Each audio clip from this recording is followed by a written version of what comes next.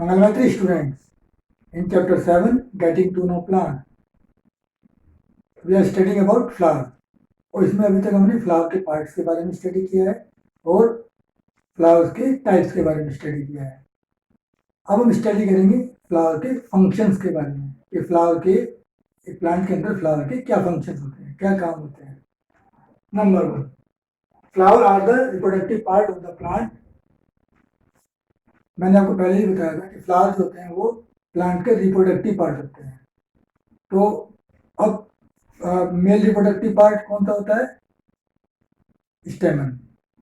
और female reproductive part कौन सा होता है? पिस्टिल.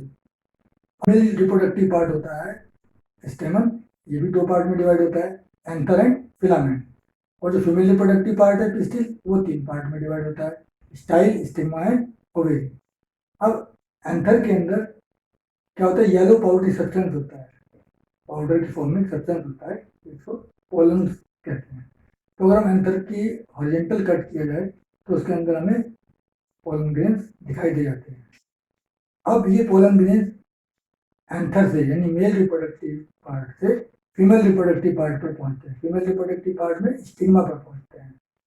और फिर ओवेरी में क्या होते हैं? ओव्यूल्स होते हैं. ओव्यूल क्या है? फीमेल सेक्स सेल्स हैं.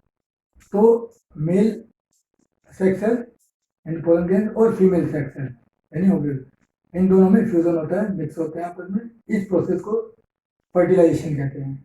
और जो पोलन ग्रेन्स एंथर से स्टिग्मा पर पहुंचते हैं, इस प्रोसेस को पोलिनेशन कहते हैं. अब ये जो प्रोसेस होता है पोलिनेशन, ये एक ही प्लांट के सेम फ्लावर पे हो सकता है या सेम टाइप के प्लांट के दूसरे फ्लावर पे होता है. यानी कि जो पोलन ग्रेन्स होते हैं वो एक फ्लावर से उसी प्लांट के दूसरे फ्लावर पर भी के स्टिग्मा पर भी पहुंचते हैं या फिर उसी टाइप के दूसरे प्लांट के फ्लावर पर भी पहुंचते हैं. तो इस प्रोसेस को हम पोलिनेशन कहते हैं.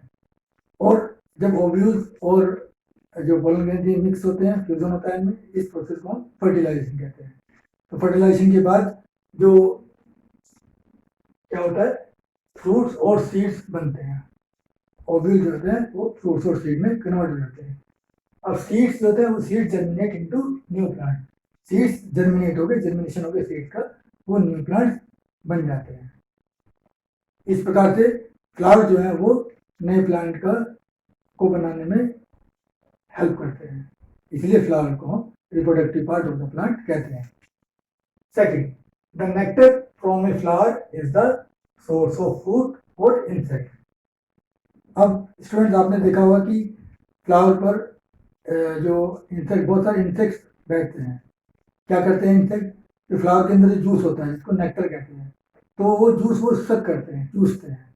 हनी बीज होती हैं, हनी बीज जो है फ्लावर के ऊपर बैठती हैं और उससे नेक्टर को सक करती हैं. उस नेक्टर से वो हनी बनाती हैं और वैक्स बनाते हैं.